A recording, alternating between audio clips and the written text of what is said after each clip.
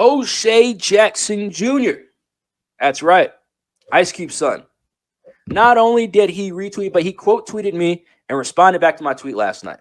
And let me go to the original tweet before we get into this, but we have to start it right here at the beginning.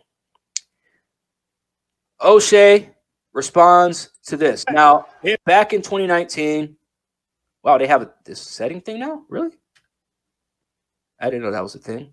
Cool. Anyways, a few years ago, back in 2019, Kofi Kingston won the WWE Championship at WrestleMania by defeating Daniel Bryan. Great moment, great match. It was a great build-up. It happened organically, and the fans got behind Kofi Kingston because I believe they were trying to push Mustafa Ali at the time, and then Kofi Kingston came in the middle of it, and then boom. Like that Elimination Chamber pay-per-view that happened that year, where it came down to Daniel Bryan and Kofi Kingston, the crowd was wild. I was at the edge of my seat, and I knew that Daniel Bryan was winning, but I was still at the edge of my fucking seat. And then Kofi Kingston wins the title at WrestleMania. Great moment. He gets to go to Africa and show off his, I think it was Ghana or what else was. Shows off the WWE Championship, and he's like, "Look, I'm world champion. Everybody loves me. Cool." But one thing that I said, even before WrestleMania that year, I said, if Kofi Kingston wins the WWE Championship at WrestleMania, where does he go? What happens?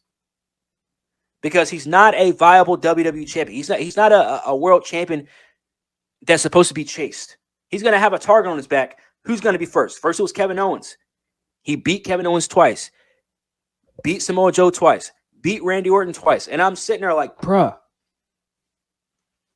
Y'all are setting Kofi Kingston up for failure because the person that defeats him for the WWE Championship is going to have to be somebody big.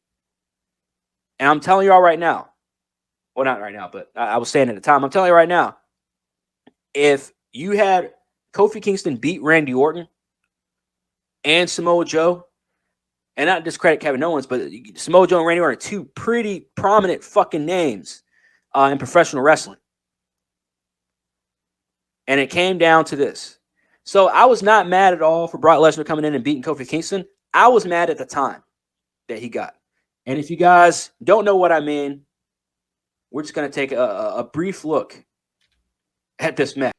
By the way, that was the last time Mark Henry went to a WWE live event. He went to AEW after that. He was like, yeah. I'm surprised he didn't say that was racist or some shit. Who the fuck knows? WWE! So, now, let's get back to the tweet. Excuse me for a minute. Take a swig of water. All right. So let's get back to this. O'Shea Jackson Jr. tweets out, he says, I was there. First SmackDown on Fox. Walked the blue carpet, met Mick Foley, and he talked to me about Long Shot. I think that was the movie that he was on. I was on cloud nine. WWE usually hooks me up right by the wall, but for some reason we were back further than usual. I tried to see the faces of the people in front of me. Maybe it's family members, maybe it's talent for a spot. They were Fox execs, suits.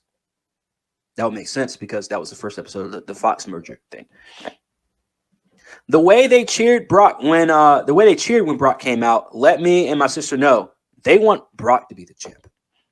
Then they took away everything KofiMania was in seconds, and this is where I had that's where I had a disagreement at. But we're gonna get to that in a second. I felt a sharp pain in my black, and that is not a typo. That's weird flex, but okay. Then Rey Mysterio comes out with Cain Velasquez for no goddamn reason. I remember that too. And then they had the whole thing because I think they were building up, what was it, Crown Jewel, where Cain Velasquez faced Brock Lesnar. But either way, that's besides the point. Now let's get to my tweet. So I tweeted back at O'Shea. I said, KofiMania was long lost before he dropped the title to Brock. But that still doesn't justify the short match. I had a little bit more to say, but I just wanted to keep it short and sweet. And then, so this is where he actually surprisingly retweeted, quote tweeted my tweet and replied back and said, I was there. God damn it. I hit back. I'm sorry. This is the one. Wait, what the hell is going on? There we go.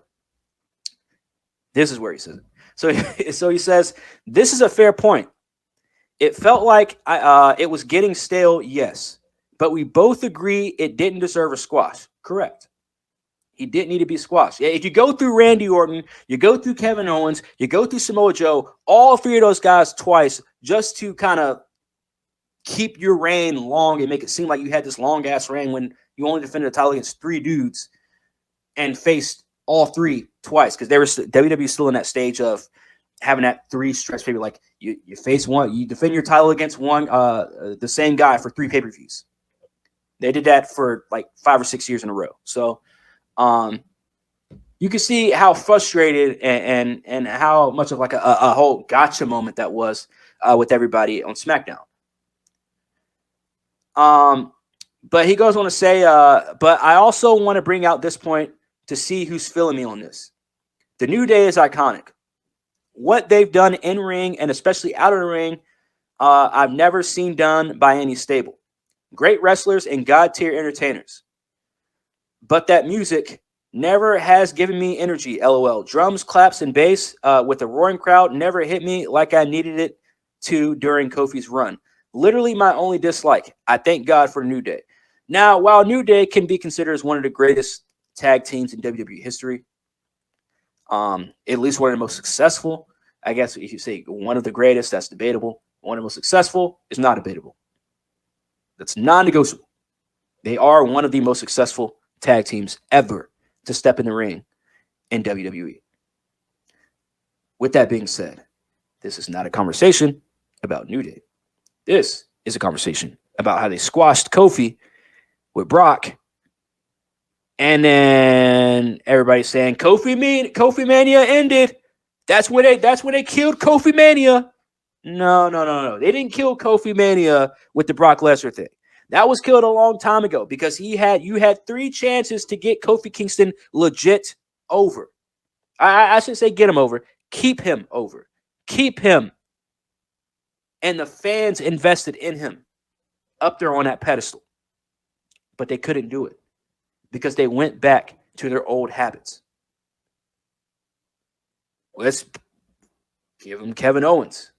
Let's give him Randy Orton. The Randy Orton thing was a little bit interesting because they had that history there. And it didn't really hit to the point where it should have hit. It's the same gripe that I have with the whole Miz and Daniel Bryan once Daniel Bryan came out of retirement. That match, that whole feud should have hit because we waited for so long to see that happen, and it didn't. Kenny Omega and Adam Hangman Page should have hit for me. I don't know why it didn't, but it didn't hit. By the time these two face each other, I already knew Hangman was beating Kenny Omega, and I was just like, yeah, I'm just not feeling this whole thing. But I got to say, kudos to O'Shea Jackson Jr. For retweeting me, quote tweeting me, and responding back to my tweet. I like having feedback. I like having conversations and discussions with people on social media. So that's why I do all this, because I like talking about it. I like talking about things that interest me. I like talking about things that I have a gripe with. And that's why I have social media. I don't have social media to reconnect with people, reconnect with old people. And look, I got a phone for that. You know, I like doing what I like doing.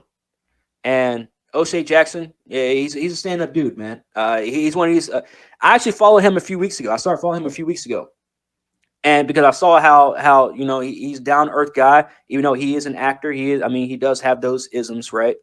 But at the same time, for the most part, he's a real dude. He's a stand-up guy, so I can't give him shit for that. And he's also a big wrestling fan, so you're good in my book, man.